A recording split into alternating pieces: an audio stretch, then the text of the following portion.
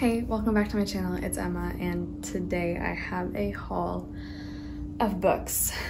It's a big one. Some of these are thrifted, some are gifted, and some are just weird finds that I found in weird places. But I'm just gonna get right into it because I don't want this to be like super uber long. It's probably going to be, but I should also mention that this is very much like a collective book haul. I don't really remember what the last book haul was that I filmed on my channel, but these books come all the way back from like the last end little curtail off of summer, and I thought I would do at least one more book haul before fall ends or the year ends. So yeah, let's just get into it. I think the first thing I want to show you guys is what has made this shelf empty. I wouldn't say that I'm normally in the habit of collecting different editions of books or anything like that, but I will, and it seems that I have made an exception for one of my favorites of all time, and it kind of, like, they all came at around the same time because if you know what I'm talking about, it's Phantom of the Opera. But basically I got two packages, and then a lot of these books come from a recent thrift trip I did, and then I found another edition at thrift shop, and I just was like, well, I guess I am now the proud owner of 4 different editions of one of my favorite books. So, but the first package that came that just prompted this intake of Phantoms came from Carolyn over at Carolyn Mary Reads, and I'm so ecstatic about this edition because it is absolutely beautiful. It is her favorite editions actually of classics, and that is Phantom of the Opera in the Macmillan Collector's Library edition. This is just so stunning. I think it's beautiful, and then the back as well is so nice, and the pages are gold, and it's just, I'm like a little bit too obsessed with this and in love with it. Like, wow.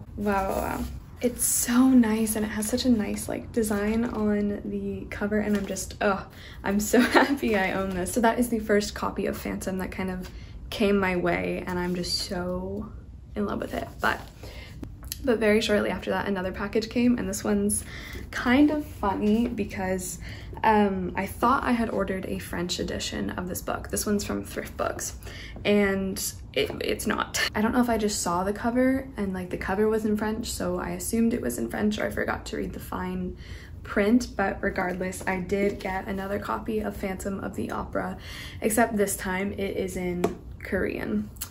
I don't speak Korean. I really wish I could. I laughed really hard when I opened this, but I am going to keep it because I don't know if it's ever gonna happen in my lifetime, but I would love at some point to be able to read this copy and edition and translation of Phantom, because months ago I was actually trying to teach myself Korean on Duolingo. Haven't been back on that for a while, but maybe this will spur my motivation and get me back into learning the language, because I do actually want to learn how to speak and read and write Korean. I think it's a beautiful language. So funnily enough, I now have this with me, but he's just gonna stay at the top of my bookshelf as well. So that is the other edition that got sent my way. And finally, the last edition is this guy. This one is the Perennial Library edition of Phantom of the Opera. It's kind of got like the very famous, I guess, like movie DVD cover. I don't love it, but I think as well the reason why I've started to collect editions of Phantom of the Opera is because kind of with any work that's translated in which there's more than one translation in the same language of, if that makes sense, so like different translations of Phantom from French into English, there's this like little bit of, not necessarily like paranoia, but like the way that people use language in different translations changes so variably that like you almost feel like you're missing out if you haven't read every single iteration from its original language. And I know the story doesn't change, but the way that the words are used, the way that one translator will use a sentence versus another differs dramatically, and I both hate and love that about translation. I would at some point in my life like to read all the English translations and just everything like that from Phantom. One of my favorite stories ever, but that is the first 3 books of this haul. These next 2 books I ordered myself from Book Depository, which took a while for them to get here, but they're here. This first one I actually saw like recommended to me on like Book Depository's homepage because I guess it knows everything I've ordered in the past, but this sounded just exactly like the kind of plot and the kind of ghastly, ghostly things going on in this book that I wanted. That book is The Iliac Crest. So this book, I think, okay, let me read you like the quote on the front because it is an intelligent, beautiful story about bodies, disguised as a story about language, disguised as a story about night terrors. So Christina is a Mexican author, and there's a lot about Mexican literature that takes place in this book because we're following this unnamed narrator, and on a dark and stormy night, two people knock on his door. One is an old lover, I think, yes, and the other one is a complete stranger. He doesn't know who she is, but this stranger tells him that she is a famous Mexican writer. And from there, this visit in the middle of the night is basically their conversation with these two women trying to convince him that he is actually a woman as well. So it deals so much with gender, and I think the way gender inhabits and is stuck and gets muddled down in language, which is so interesting and such a compelling read. More than that, it's about fear and hauntings and very scary things. It is definitely a mystery because we're kind of following this man as he has his whole world kind of turned upside down, and you watch him trying to defend himself and defend what he thinks he is to these two women. So it's just gonna be so interesting. I would love to read this soon because I'm really taken with this premise, and I've heard really good things about it. So that's the first one I got off of Book Depository, and then the second one I think came as a recommendation a while ago, so I finally decided to pick it up, and that one is Convenience Store Woman by Sayaka Murata. There's like another book I want to read from her as well, but this one sounds like a very like quiet, well put together little book about a woman who works in a convenience store, and she's basically defying what her family wants for her, which is a traditional marriage, a traditional lifestyle, but she herself is just quite content where she is, quite content with this job and with this, I guess, not very idealized way of life in society, just working at a convenience store. But it's about her happiness and how you can find and be happy in different ways, and how obviously your concept of a good life and a well-lived life and a meaningful life differs so vastly from your neighbors. So this book is also apparently quite funny, sounds very quirky. So our main character is 36 years old, she's never had a boyfriend, and she's been working in the same convenience store for 18 years. I think I'm gonna love this one, honestly. So that is Convenience Store Woman. This next one is a gift from one of my best friends because she was in a thrift store and she saw this, and like I just got this message of a photo being like, hey, do you want this? And I was like, yes, please. So she got me this because she knows I love Murakami. And so I am now the proud owner of Colorless Sakura Tazaki by Murakami. Oh, and his Years of Pilgrimage. I'm sorry. I'm so thrilled anytime a new Murakami book enters my life, but this one sounds, I mean, all his work sound great. But this one is about a young man haunted by a great loss, dreams and nightmares that have unintended consequences for the world around us, and of a journey into the past that is necessary to mend the present. So is it about time travel? I don't really know. I think with Murakami's works, I've only read 4 of them now, but I would love to read them chronologically. And kind of go from there and see how he develops as an author and his ideas and his magical realism and the quirkiness that I've now come to associate with Murakami, namely all of his whimsical, magical sentiments that he writes into his books. So I'm not sure where Sakura fits into that chronology. I don't know how much magical realism makes its home inside this book, but I'm really excited to find out. I'm also not sure how much of a coming kind of age story this is, but one thing I do like doing with Murakami's works is just going in completely blind. I don't really like having any guidance or idea of what the plot's gonna be, so hopefully I can do the same with this one. So that's the Murakami book in this book haul. Next up, we have a book I found in one of those community libraries, the little cute boxes where you can take a book, leave a book, and essentially just build a little library within a community. I was so surprised to find this one here because it is an absolutely stunning edition. It looks like it's never been read, and that is The Bell Jar by Sylvia Plath. I do have the Harper Perennial edition, and this one is the really nice hardback Arcturus edition. Look at it. Look at her. I love this cover so much. I also found like a really nice leaf on the walk that I found this book on, so I just stuck it in there. But if you've never heard of The Bell Jar, we are following an aspiring writer, poet, author, Esther Greenwood, as she's going about her life, and it deals with so much mental health and trauma and growing up and society, and essentially the bell jar component of living as a woman dealing with these problems of mental health and sickness and illness.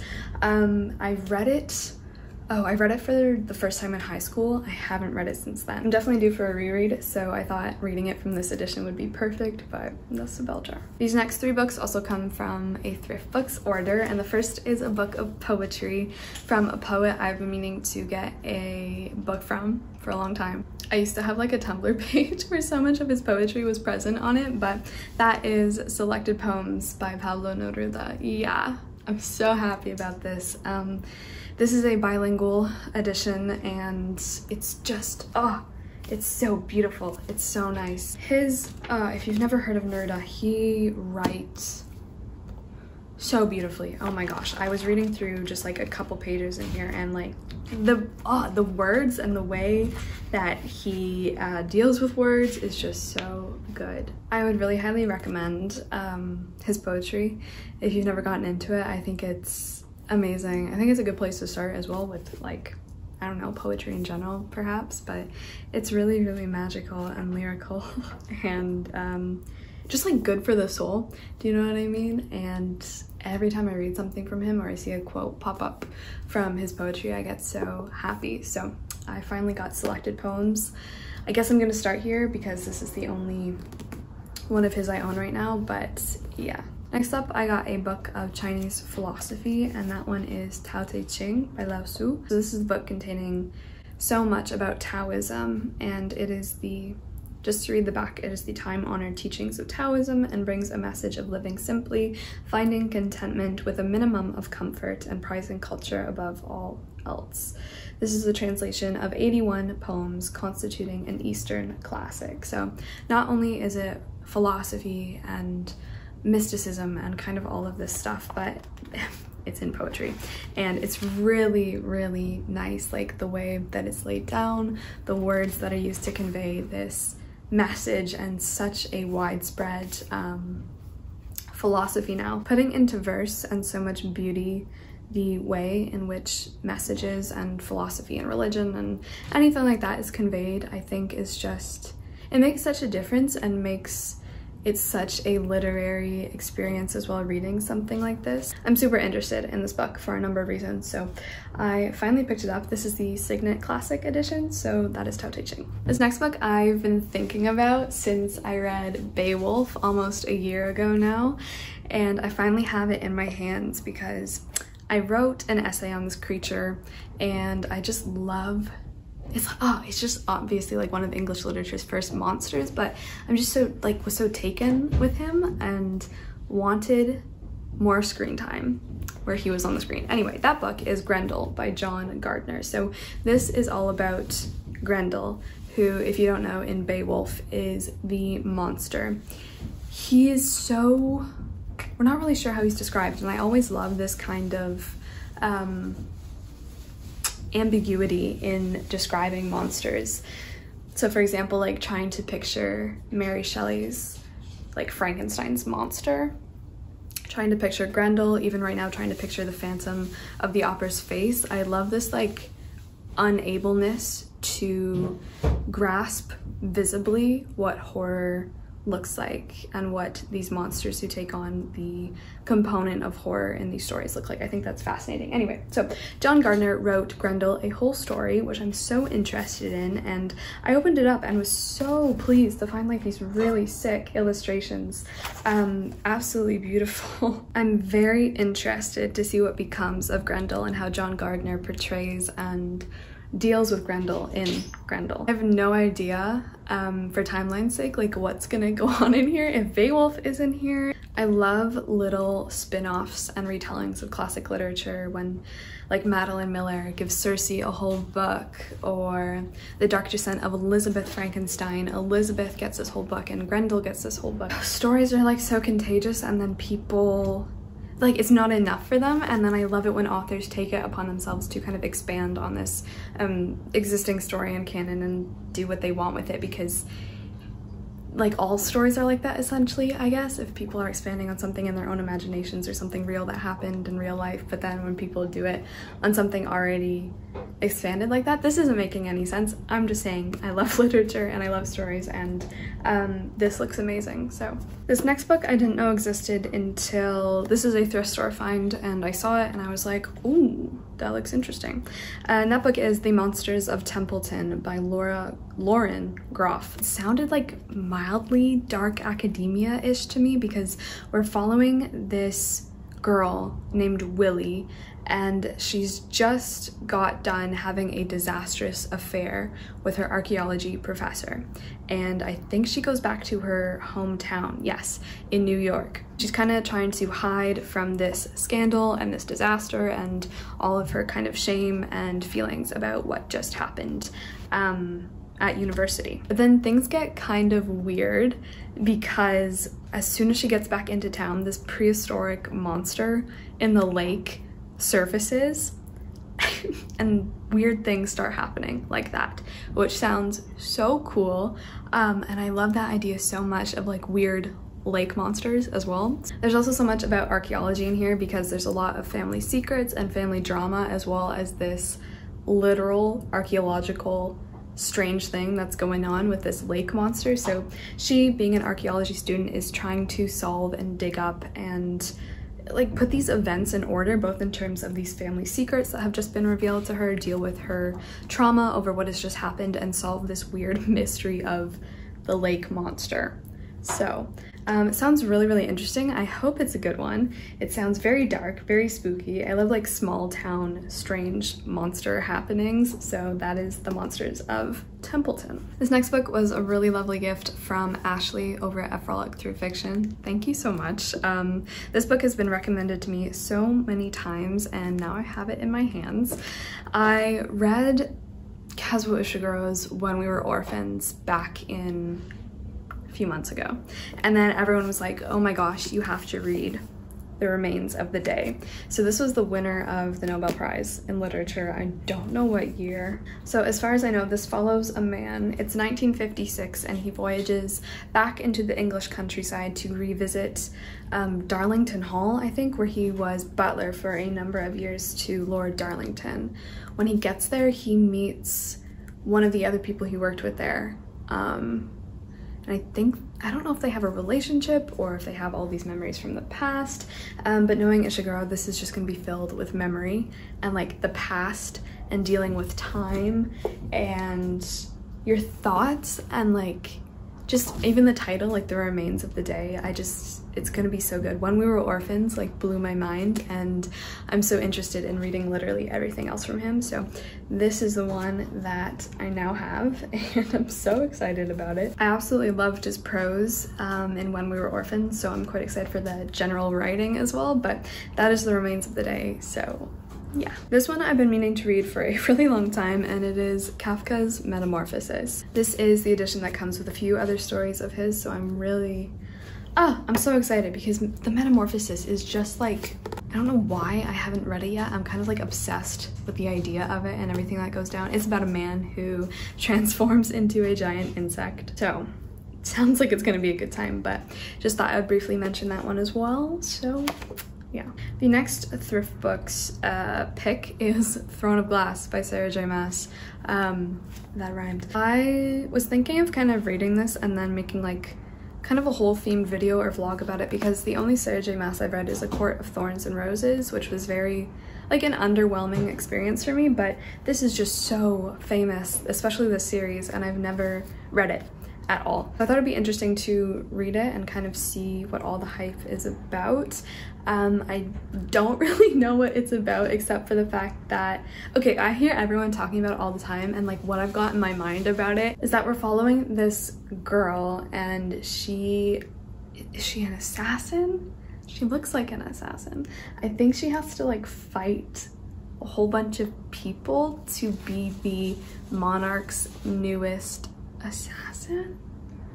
Honestly, don't really know, but we're gonna find out. So this next one is absolutely humongous, and that is The Goldfinch by Donna Tartt.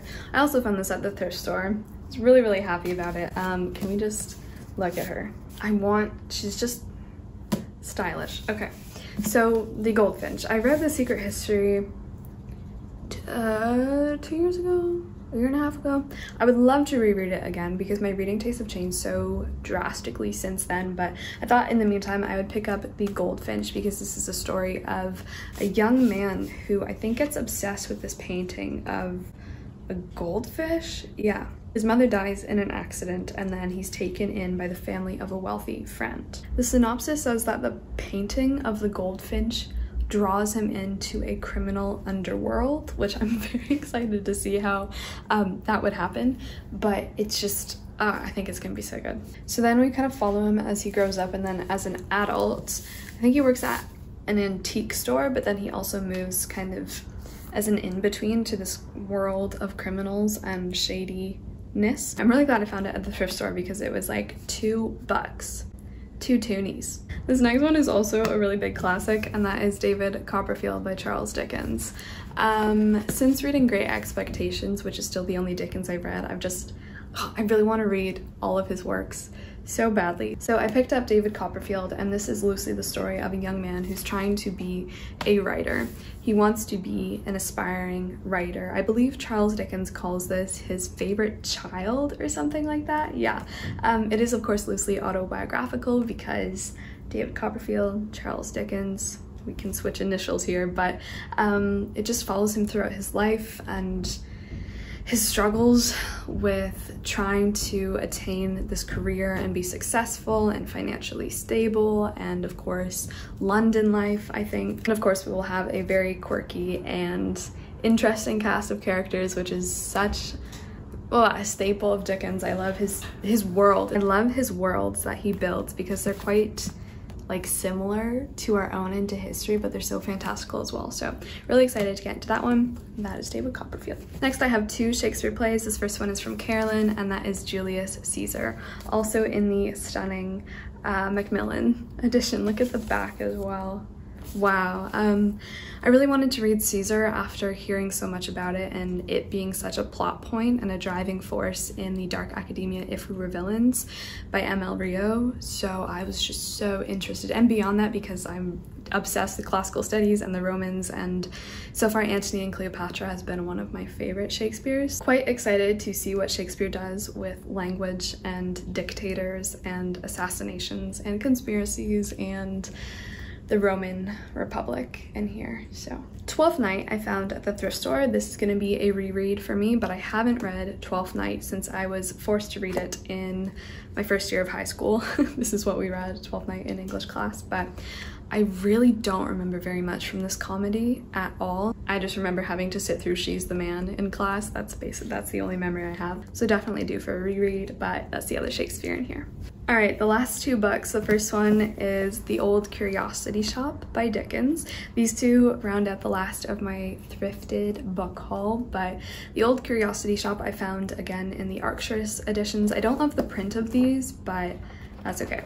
This one we are following little Nell and her grandfather who runs a curiosity shop, but they're basically just like hounded and hunted and bothered so much, both by financial ruin and by Nell's awful brother who refuses to leave them alone, as well as I think a vicious and evil money lender or something like that. Yes, who basically both of these people wrongly believe that her grandfather has a hidden fortune somewhere, so kind of following them as they struggle with these really, really awful people and this tense situation. That's kind of all I know about it, honestly.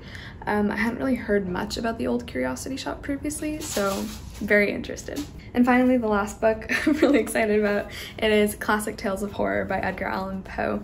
This is, once again, The Beautiful Arcturus. I love these covers. I love them so much. This one contains lots of his stories. I have another copy of it. I don't know. I think it's Signet, but this one comes with some different ones, which is exciting. So, for example, we have Morella, King Pest, The Fall of the House of Usher, William Wilson, The Man of the Crowd, The Oval Portrait, The Mask of the Red Death, The Pit and the Pendulum, The Telltale Heart, The Black Cat, The Premature Burial, The Oblong Box, The Imp of the Perverse, and The Cask of Amontillado. Perfect for Halloween, perfect for October and fall, and it's been a while since I've read Edgar Allan Poe. I think he was one of the first classic authors I got into as a teenager, but I would love to revisit his works because I just love the ghoulish, gothic, grotesque that inhabits these pages and the worlds and the stories that he builds. So that is Classic Tales of Horror. I think I finally made it through all of them. If you have read any of these, definitely let me know your thoughts. Let me know which ones I should start with first. Thank you so much for watching. Thank you for spending time here, and I will see you very shortly in my next video. Ciao.